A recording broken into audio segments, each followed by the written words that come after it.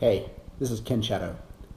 This video is a proposal for the card game Trigger for Star Citizen's Lore Builder number 24. Part of the Lore Builder mentioned some games that had already been mentioned in the Star Citizen short fictions, one of which being is a game named Trigger, which has been mentioned and associated with some bar settings and at least implied some sort of gambling.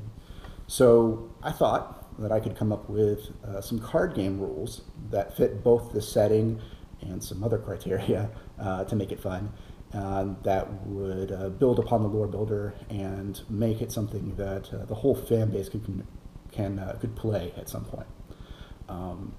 I wanted to make it a game that was both enjoyable to watch and enjoyable to play. So as far as spectator sports, one of the most popular ones in betting card games is Texas Hold'em. So I decided to design a card game where you play out in the open. The other part of this has to be something betting, so you have to have ample opportunity to bet and bluff in the game. And the other more important thing that I wanted to do here was design a card game that looks nothing like poker.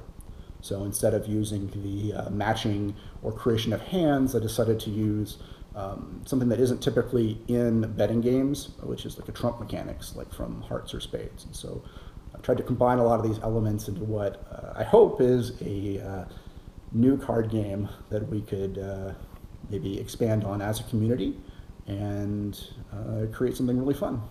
So here we go.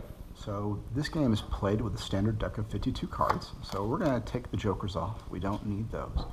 And the first thing you do before you start play is you assign a suit to each player. We're going to go ahead and start out with a two-player game. So we're going to have two suits. We'll do clubs and hearts. Now, some variants you might want to have multiple suits controlled by players, but we'll just keep it to one for now to make things simple. I've already dealt out 7 cards for each players. Everybody gets some chips because this is a betting game. Everybody go ahead and empties up. First move of the game is you do one draw off the deck of cards. This is a standard game. This is the only flop that happens. There's other variants where you might doing a flop after every king that's drawn or something like that, or you might have a discard phase or something like that. But for the standard variant, one flop. We're going to have clubs go first. He's going to look. So for every play, there's 2 phases to every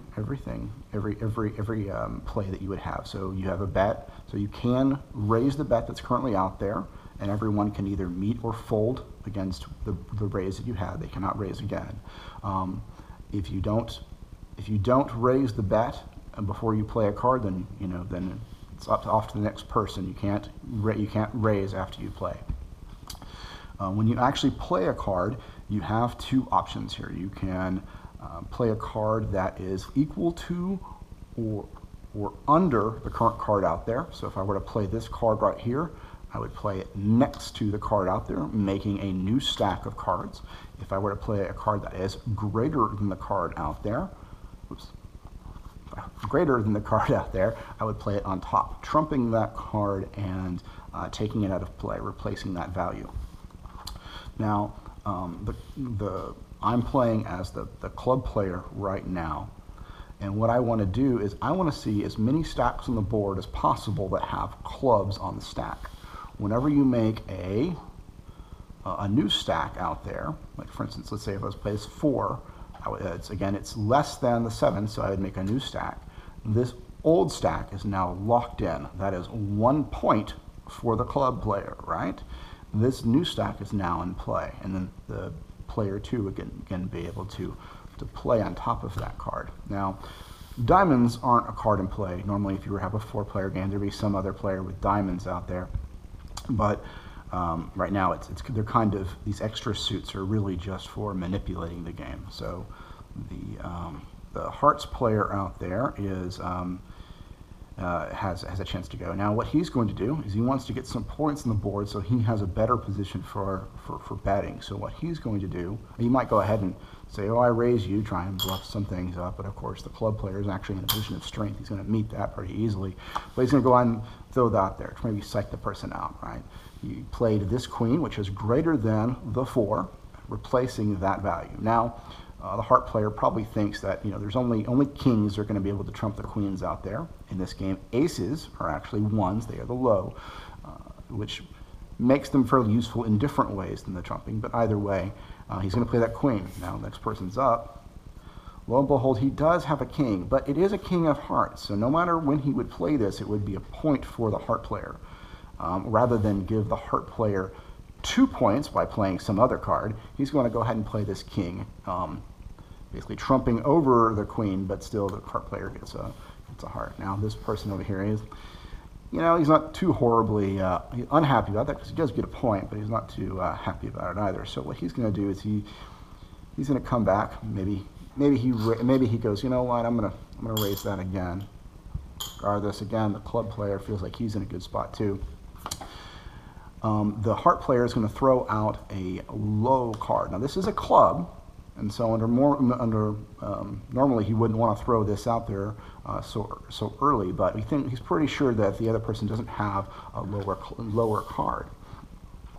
And if it weren't for this ace being low, he would be correct. But player 1 over here is in a position of strength now, so you're going to throw this ace down. Again, aces are low. It'd be lower than 4, so it's forcing you to locks this in. So now it's 2 versus 1. Heart players, again, not too happy about that. So he might go ahead and he might fold at this point because he's not really in a good position, or he might kind of lead out there and see what happens. Maybe force the player, maybe bank on the fact maybe the player has some hearts out there.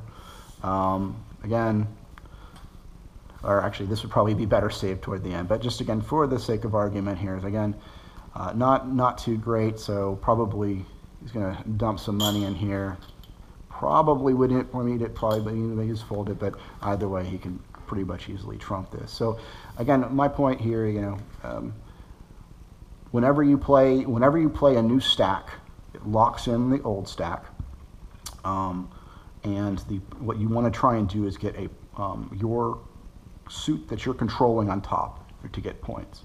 And remember that this is a game of betting, so the whole idea of bluffing and controlling the table while playing money is really the point. You want to play multiple hands, kind of like, again, poker style game.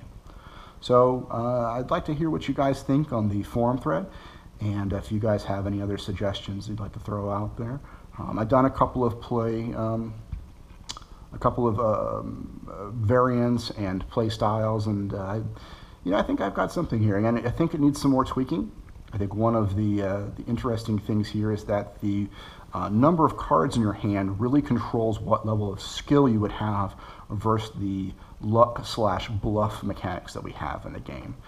Right now it's 7, which I think is a good balance in that there's a lot of opportunity for bluffing because there's still a lot of cards left in the deck, even in a 4-player game.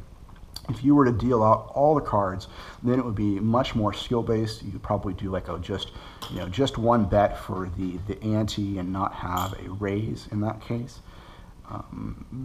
In the case of dealing all the cards out, and then the varying in between is kind of balances the skill versus luck/bluff.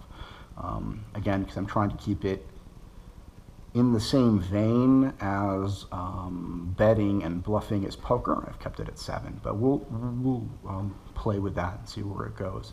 All right, well, thanks guys for watching this video, and again, if you've got any feedback, let me know. Thanks.